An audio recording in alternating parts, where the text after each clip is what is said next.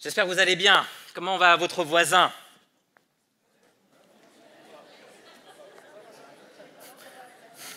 Vous n'êtes même pas posé la question comment il allait, c'est ça? Ah, c'est toi qui es assis à côté de moi. Prenez le temps de le saluer, votre voisin de droite, votre voisin de gauche, pas votre mari, hein. Mais c'est aussi important de prendre ce moment de communion fraternelle. Alléluia, Dieu est bon.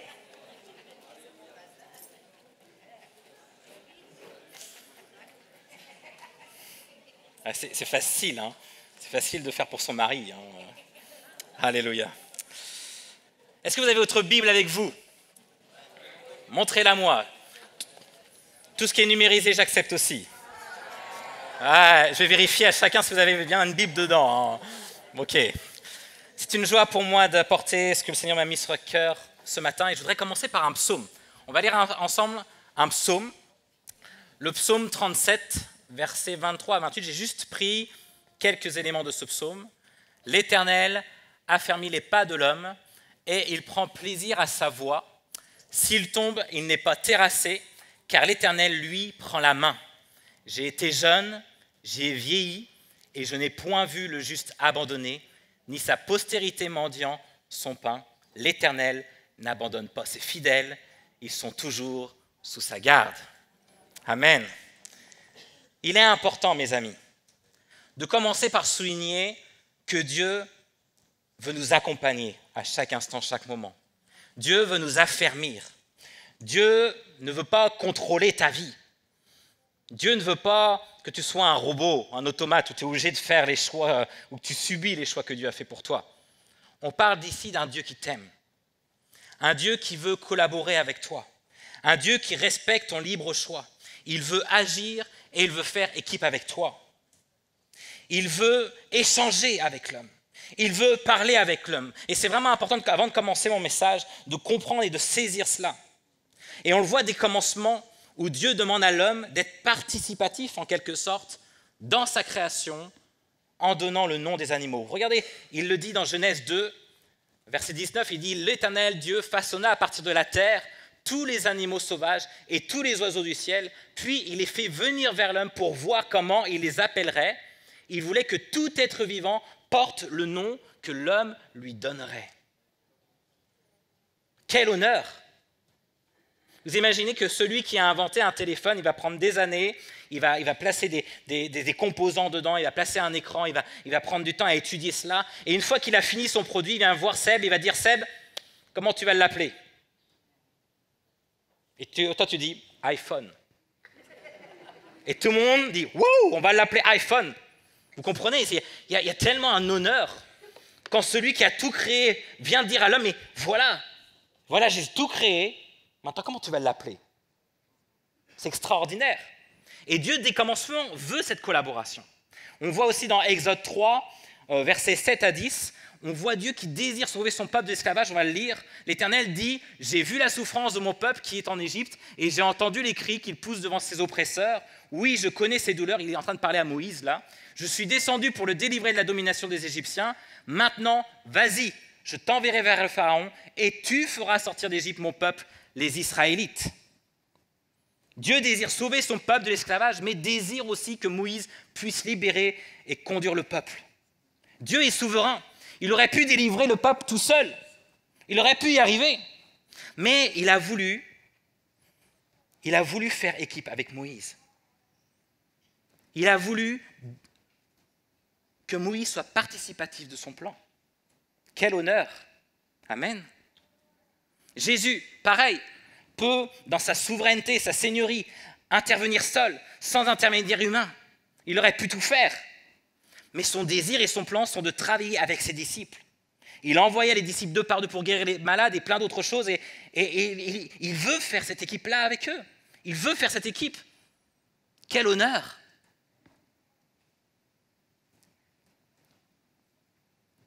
Il n'avait pas besoin que la personne du Saint-Esprit vienne aussi agir puissamment dans nos vies pour être une aide. Il aurait pu, par la puissance de Dieu, agir comme il le souhaite. Mais le Saint-Esprit vient vivre en nous parce que Dieu veut faire équipe avec nous. Quel honneur! Et un dernier passage dans 1 Corinthiens 3, verset 9. Il est marqué « En effet, nous sommes ouvriers avec Dieu. Vous êtes le champ de Dieu, la construction de Dieu. Dieu peut tout, mais désire par amour travailler avec nous. Et j'aime ce terme ouvrier. Ouvrier ou collaborateur, ou compagnon de croissance, compagnon d'œuvre. Le mot grec de ouvrier, c'est synergos. Ou je le dis peut-être très mal, je ne fais pas cours de grec, mais synergos. Synergos peut-être. Et en fait, ça vient du même mot que la synergie. Et si vous regardez dans l'encyclopédie, dans un dictionnaire, la synergie, c'est action conjointe d'éléments matériels ou non qui forment un tout organisé, concourant au même résultat et dont l'interaction augmente le potentiel. Et Dieu le désire. Dieu désire une interaction avec toi. Dieu désire que tu sois son ouvrier, il veut travailler avec toi. Dieu désire être un collaborateur. On peut prier ensemble? Alléluia. Seigneur, nous voulons vraiment réaliser combien tu nous aimes. On a parlé de la croix, de ce que tu as fait à la croix, et tu es un Dieu tellement plein d'amour. Et Seigneur, dès le début, dès la jeunesse, tu es là à vouloir nous parler, à vouloir nous diriger. Tu veux être en collaboration avec nous. Tu veux travailler avec nous. Tu aurais pu faire tout toi, tout seul. Les choses auraient été beaucoup plus parfaites. Mais tu as choisi de travailler à travers d'hommes et de femmes. Et Seigneur, nous te remercions pour cette grâce, Père. Seigneur, viens nous toucher, Seigneur, ce matin. Viens nous impacter. Viens nous diriger. Seigneur, comme ça a été dit, nous voulons sortir de ce lieu différemment. Au nom de Jésus, nous voulons être sensibles à ta voix ce matin. Nous voulons être sensibles à ce que tu veux nous dire, Père. À toi la gloire. Amen. Amen. Le titre de mon message, mes amis, durant ce temps de vacances, c'est Dieu, notre GPS. Qui ne sait pas ce que c'est qu'un GPS? Non, tout le monde le sait. Un GPS avec mon bon anglais, c'est Global Positioning System. Je regarde les jeunes parce qu'ils se moquent toujours de mon accent anglais. Et ça veut dire vraiment, c'est un appareil qui permet de savoir où l'on se trouve, lié à un satellite, etc. Et il te permet d'aller d'un point A à un point B. Il nous conduit. Et depuis l'invention, je ne sais pas, mais moi j'ai encore connu l'époque avant le GPS, et je me rappelle que lorsque je conduisais, lorsque j'étais perdu, je m'arrêtais sur l'aire de repos. Et puis je ouvrais la carte. Et non, on est en train de regarder, on est en train de se disputer avec les autres. On dit, non, on a dû passer par là. Non, on s'est trompé. Il ne fallait pas louper le panneau, il fallait faire attention. Ça, c'était la vie avant le GPS. Mais depuis que le GPS est là, c'est une invention extraordinaire. Je me rappelle une fois, j'ai conduit à Paris, et puis j'ai demandé d'aller à un point B, et il m'a pris passer par des petites routes, comme si j'étais un Parisien. J'y arrivais très très vite, c'était quelque chose d'extraordinaire. Je vais vous montrer une vidéo.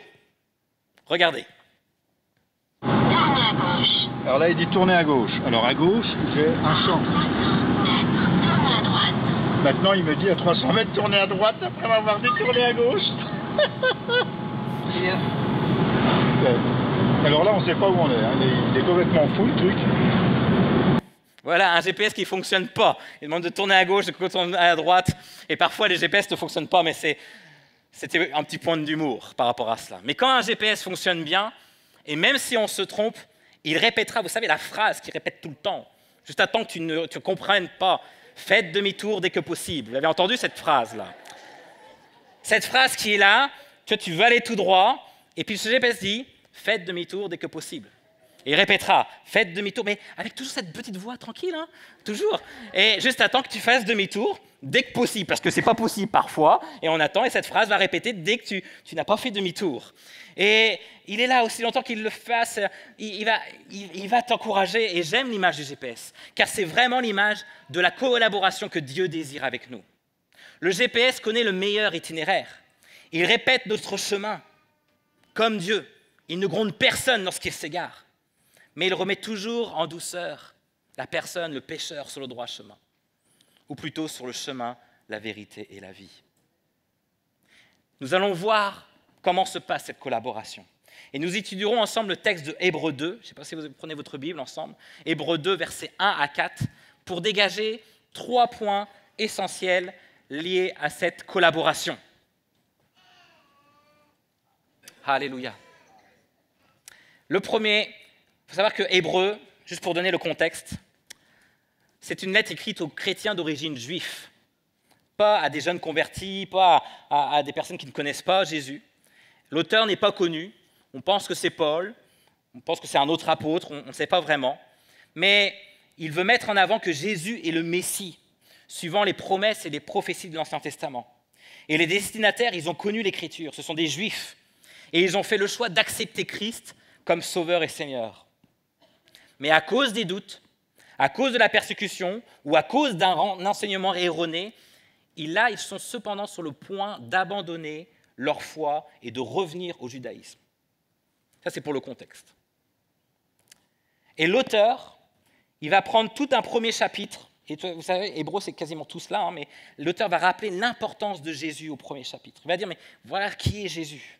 Et lorsque nous commençons le chapitre 2, Hébreux 2, c'est pourquoi il est marqué, c'est pourquoi nous devons d'autant plus nous attacher au message que nous avons entendu, de peur d'être entraînés à notre perte. Mes amis, la première chose essentielle est de nous attacher au message. Quel message? Quel message que nous avons entendu? La bonne nouvelle, la parole de Dieu, ce que Jésus a fait, et de se souvenir de ce que Jésus a fait. Et le premier point, si vous prenez des notes, parce que je me suis amusé à faire GPS en 3 temps, 3 points, G comme accepter d'être guidé. Dieu, mes amis, est notre guide. Nous devons prendre du temps où nous disposons nos cœurs à écouter Dieu. Il a parlé à des hommes dans l'Ancien Testament. Il a parlé à des hommes dans le Nouveau Testament. Dieu me parle aujourd'hui et je suis convaincu qu'il parle à chacun de nous. C'est un Dieu qui parle à chaque moment, chaque instant. Il veut nous parler. Il ne s'est pas dit, tiens, je vais parler pendant l'Ancien Testament et le Nouveau Testament, puis après je vais me taire. Dieu est celui qui parle encore aujourd'hui et qui nous dirige. Il est notre GPS et nous devons apprendre à l'écouter. Oui, c'est toi qui as le volant. Oui, c'est toi qui diriges ta vie. Tu peux la mener comme tu veux. Tu peux aller où tu veux. Tu peux faire ce que tu veux. Mais Dieu désire une collaboration avec toi.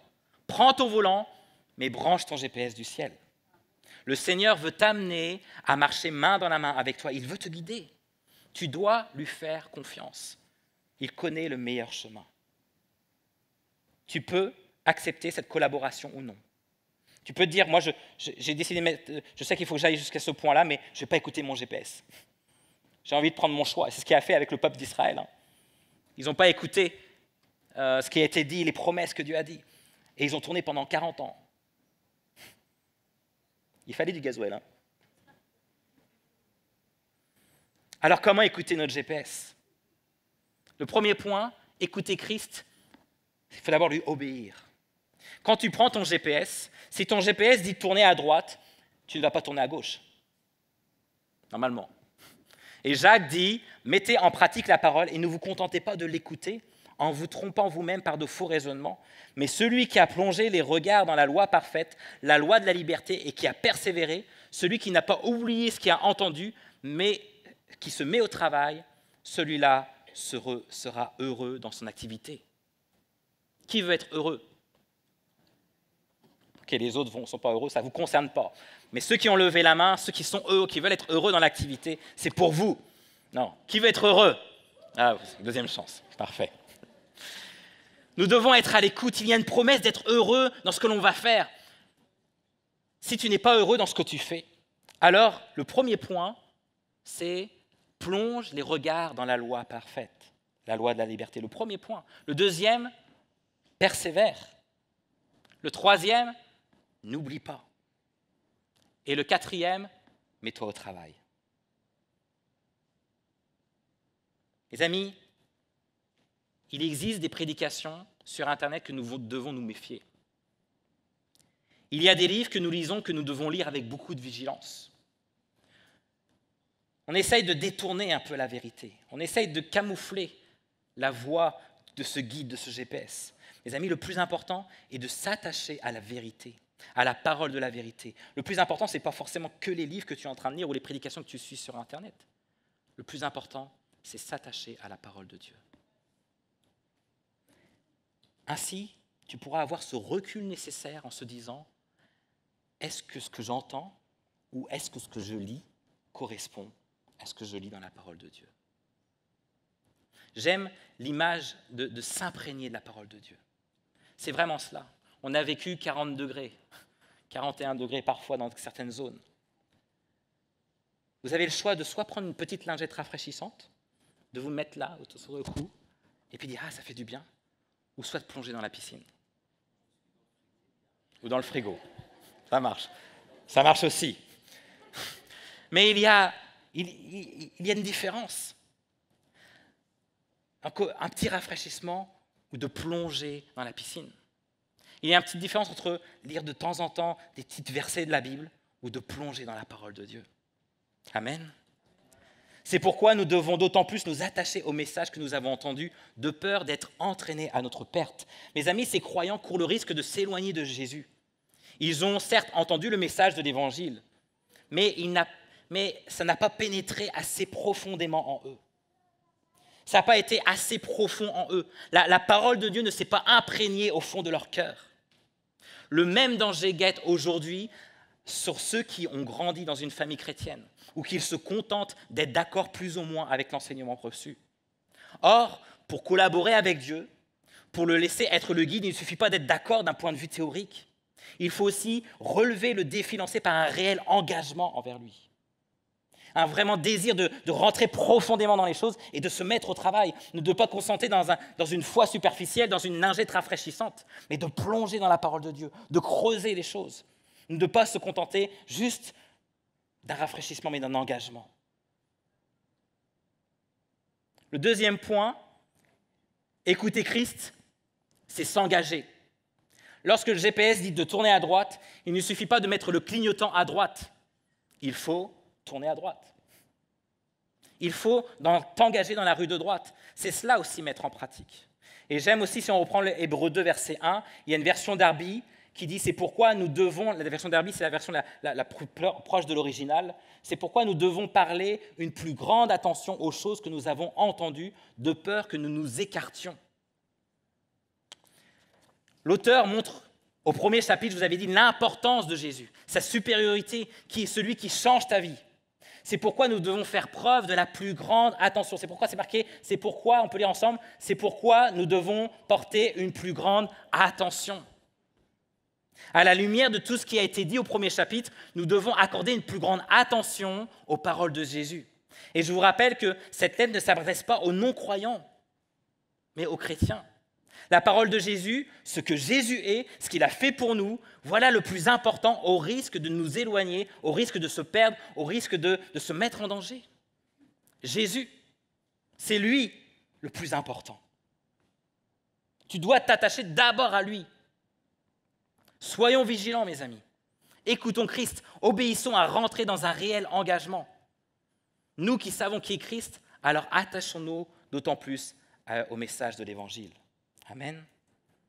Le troisième point, écouter Christ, c'est se rappeler de l'importance de notre salut. Lorsque on lit la suite, Hébreux 2, verset 2, il écrit « En effet, puisque la parole annoncée par l'intermédiaire des anges a été confirmée », ici nous parlons en fait de la loi de l'Ancien Testament donnée à Moïse, vous pouvez regarder dans Galates 3, verset 19. Donc en effet, puisque la parole annoncée dans l'Ancien Testament, et que toute transgression et toute désobéissance ont reçu une juste sanction. Je sais que c'est un passage compliqué, ce passage-là, mais ce passage souligne que, en fait, à chaque fois qu'on faisait une transgression, à chaque fois qu'on désobéissait, on avait une sanction qui était juste. Et en fait, cela montre que la loi était stricte, la loi était ferme, et qu'il fallait la prendre au sérieux. Il est écrit ensuite au 3, « Comment échapperons-nous si nous négligeons un si grand salut ?» Ce salut, annoncé d'abord par le Seigneur, nous a été confirmé par ceux qui l'ont entendu. Ce passage nous parle que non seulement nous devons nous rappeler qui est Christ pour nous attacher à son message et simplement à son message, pour rester ferme à l'Évangile, mais que cela a été non seulement confirmé par des prophéties et des promesses de l'Ancien Testament, et il est écrit au verset 3, « Après tout cela, mais comment tu peux négliger ton salut ? Comment tu peux oublier ce que c'est d'être sauvé par Christ ? » Je vous rappelle qu'ici, l'auteur d'Hébreux parle à des chrétiens qui sont sur le point d'abandonner leur foi. Et il leur dit, mais vous ne pouvez pas négliger votre salut. Si vous voyez qui est Jésus, si vous voyez l'Ancien Testament qui confirme par des prophéties, des promesses qui est Jésus, négligez pas votre salut. C'est une affaire sérieuse, là. Autant la loi était sérieuse, elle était stricte. C'est une affaire à prendre au sérieux dans l'Ancien Testament. Autant le salut, ce n'est pas quelque chose à prendre à la légère. Ce n'est pas marqué un salut que Jésus nous offre. Ce n'est pas un grand salut que Jésus nous offre. Regarde ce qui est marqué, c'est un si grand salut que Jésus nous offre. Ce terme, si grand salut, est un rappel marquant de ce que Dieu a fait par amour pour nous. Si nous négligeons notre salut, le salut va devenir commode. Ça veut dire que c'est devenu une étape. Oui, je suis sauvé. Ok, voilà, c'est fait. Si nous négligeons quelque chose, nous la considérons comme pas très important. Pourtant, mes amis, notre salut est grand, est tellement grand, car nous sommes sauvés par un grand sauveur, car nous sommes sauvés à un grand prix. Vous pouvez imaginer cela. Car nous sommes sauvés d'une grande condamnation. C'est pourquoi c'est grand. Ce n'est pas juste une étape d'accepter Jésus. C'est grand. C'est cette étape de dire, mais moi, je donne mon cœur à Jésus. Ce n'est pas juste des mots. C'est une profonde réalité de comprendre qui est Jésus, qui est le roi des rois. Si tu as accepté sincèrement Christ comme sauveur, tu es sauvé. Rien ne peut te séparer de Dieu. Peu importe les circonstances, peu importe les tempêtes. Tu as le casque du salut. Tu sais que tu es sauvé. Mais n'oublie pas aussi ce que Jésus a fait à la croix. N'oublie pas que ce qui a été coûté pour que tu puisses être sauvé. N'oublie pas le grand prix qu'il t'a donné. Ainsi, c'est lui ton guide. Certes, tu as le volant, mais Dieu sait où se trouvent les bouchons de ta vie. Dieu sait où se trouvent les accidents. Dieu sait où se trouvent les beaux endroits à découvrir. Dieu sait les obstacles à éviter. Alors laisse-le être le GPS. Donc le premier point, accepter d'être guidé. C'est toi qui tiens le volant, mais c'est lui qui t'amène. Le deuxième point, et là il faut une certaine dose de foi. Il fallait que ça commence par un P, c'est pour ça, P comme accepter d'être placé derrière, ou passager si vous voulez. Il fallait que ça commence par un P, je suis désolé. Accepter d'être placé derrière. Ça veut dire que, on l'a entendu, c'est Christ qui doit être au volant finalement. Ça veut dire qu'au bout d'un moment, tu acceptes que Jésus, que Dieu soit ton GPS, mais au bout d'un moment, c'est Christ qui doit conduire ta vie. Et tu dois te mettre derrière. C'est lui le meilleur conducteur, c'est pas toi. Il sait ce qui est mieux pour toi. Ce n'est pas ma volonté, mais sa volonté. Ce n'est pas mes désirs, mais ses désirs. Ce n'est pas mon chemin, mais c'est son chemin. Ce n'est pas ma vérité, mais c'est sa vérité. Ce n'est pas ma vie, mais c'est sa vie avant tout. Je vais vous montrer une vidéo encore, une vidéo de 2012. Regardez ce qui se passe.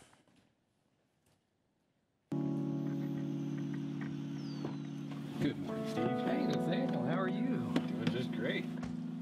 Go ahead, Steve. Auto driving. There we go. Away we go.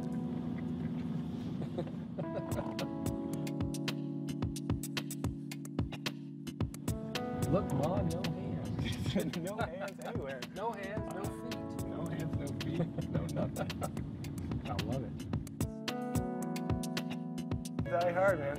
They don't die. Hey, anybody up for a taco? And we're turning into the parking lot, How neat. There we go. Now roll down your window and order a burrito. Give me the independence and the flexibility to go the places I both want to go and need to go when I need to do those things. C'est un aveugle qui conduit. Il faut une certaine dose de foi,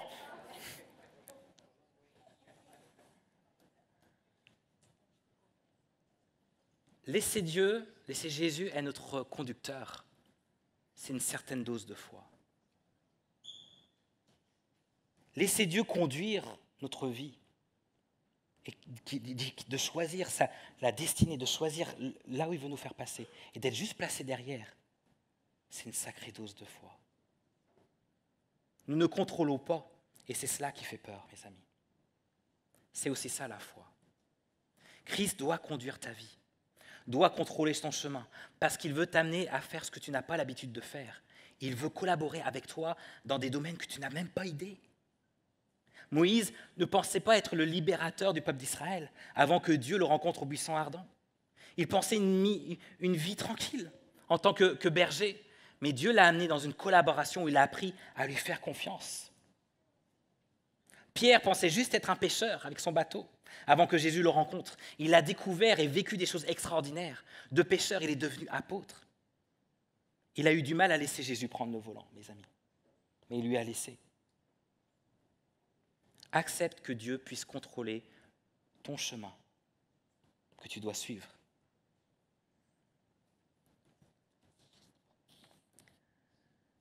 Et au verset 4, pour terminer mon dernier point, il est marqué « Dieu a appuyé leur témoignage par des signes, des prodiges et des divers miracles, ainsi que par les dons du Saint-Esprit distribués conformément à sa volonté. » Le premier point, je vous rappelle, c'était G comme accepter d'être guidé, P comme accepter d'être placé derrière. Et le dernier point, c'est S, et là aussi il faut que ça commence par un S, accepter d'être super soutenu. Ouais, ok, j'ai un peu exagéré sur les trucs. Trouvez un autre titre. Hein. Mais accepter d'être super soutenu. En fait, je voulais prendre juste soutenu, mais non, c'est plus que cela. C'est d'être super soutenu. Est-ce que vous pouvez le dire ensemble? Super soutenu. Amen. Non seulement Dieu va te guider, il va prendre le volant, mais il va montrer qu'il est avec toi. Dans cette collaboration, Dieu va appuyer ton témoignage par des signes, des prodiges, divers miracles, par des dons du Saint-Esprit, et qui va donner de la crédibilité de ce que tu vas dire. C'est tellement important. Dieu ne te laisse pas seul, il a un collaborateur, il veut avoir cette interaction avec toi. Et lorsque tu laisses Dieu agir en toi et que tu vois Dieu agir et que ton entourage voit Dieu agir, on ne défend plus une religion. On montre que Dieu est vivant. Il y a une authenticité dans ce que tu dis. Il y a une authenticité. C'est comme si on mettait un label. Vous savez, le label rouge pour les poules, par exemple. On dit que c'est une bonne poule. Hein. Généralement, on mange bien les poules. Il y a des labels comme ça qui disent ça, c'est un bon truc à prendre. Mais là, il y a un label, tu peux le mettre Jésus vit. Lorsque tu vas en avant, il y a Jésus qui a montré, mais ce que dit mon enfant là, c'est vrai parce que je vais le soutenir. Regardez, il y a des choses, il y a des signes qui vont accompagner. Lorsque j'ai apporté un message pendant le camp d'enfants, j'ai apporté un message sur Moïse, et puis je parlais des miracles, je parlais des signes, justement. Et voilà, on prenait un temps de prière, et c'était juste cela. Et puis il y a la directrice qui nous dit, mais il y a une fille qui a vraiment mal à la jambe, qui souffre pendant plusieurs jours. Moi, je n'étais même pas au courant.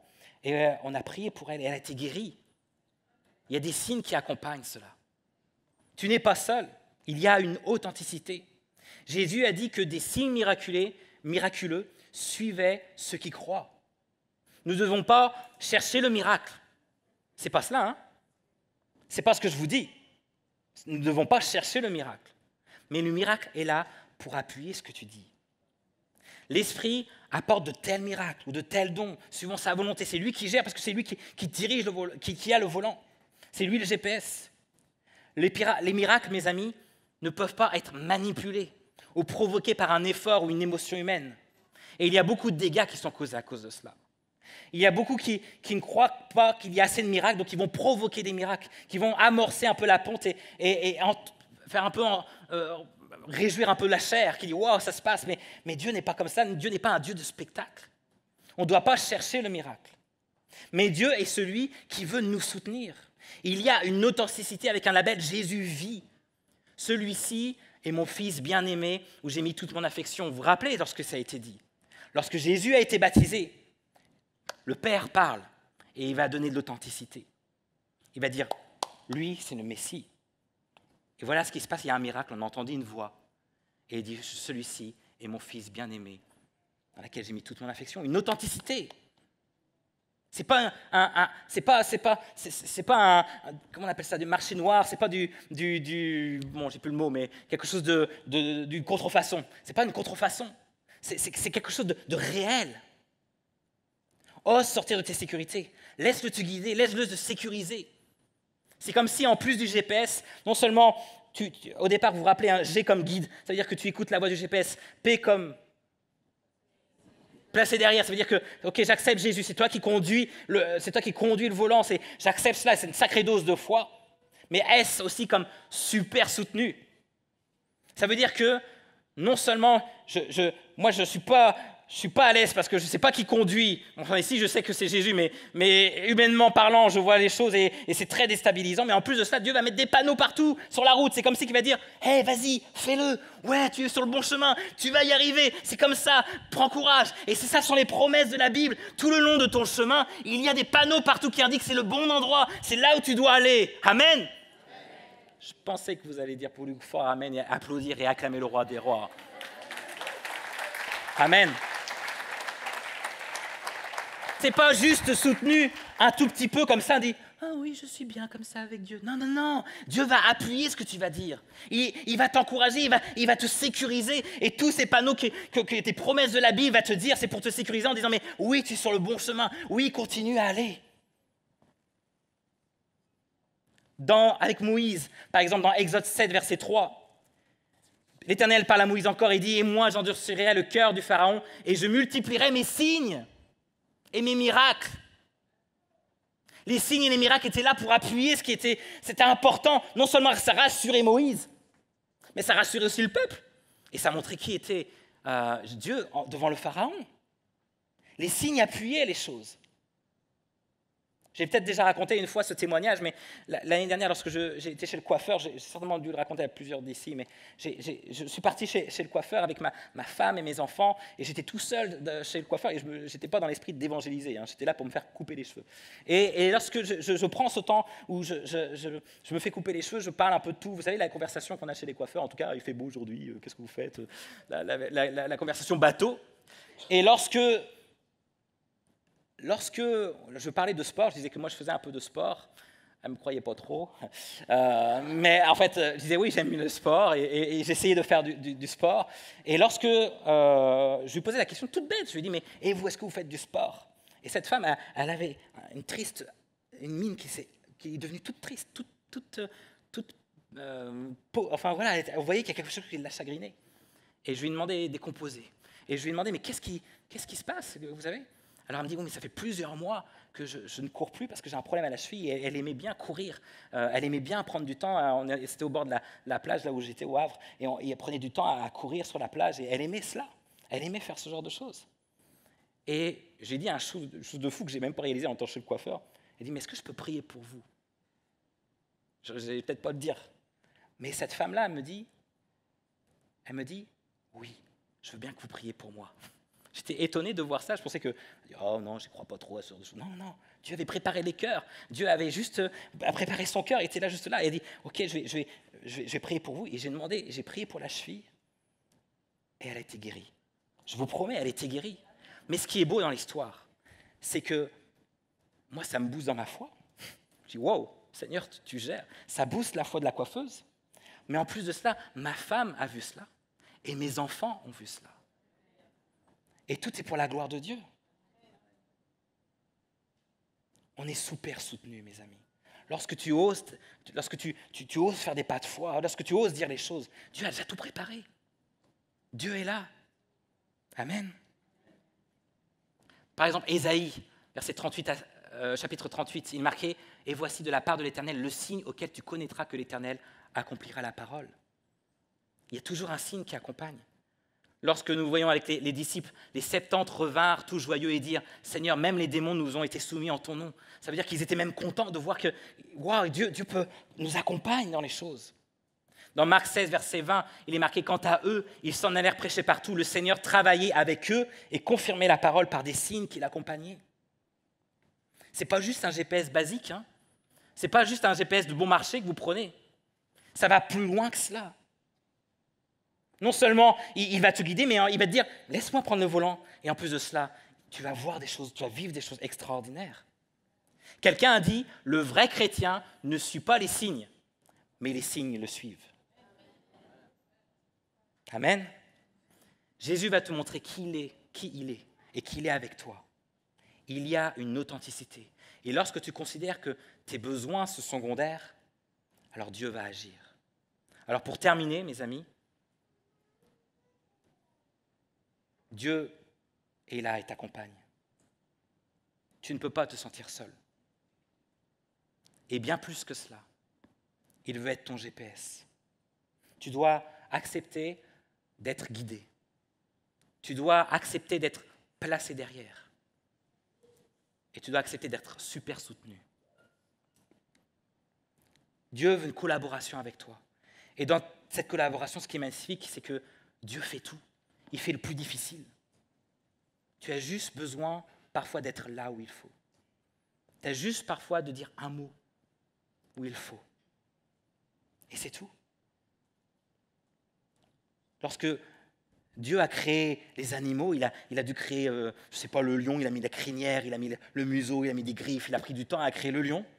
Il a fait le maximum de boulot et il a demandé maintenant à Adam, comment tu veux l'appeler? Bah, lion. Il avait juste à dire ça. Et maintenant, on appelle lion.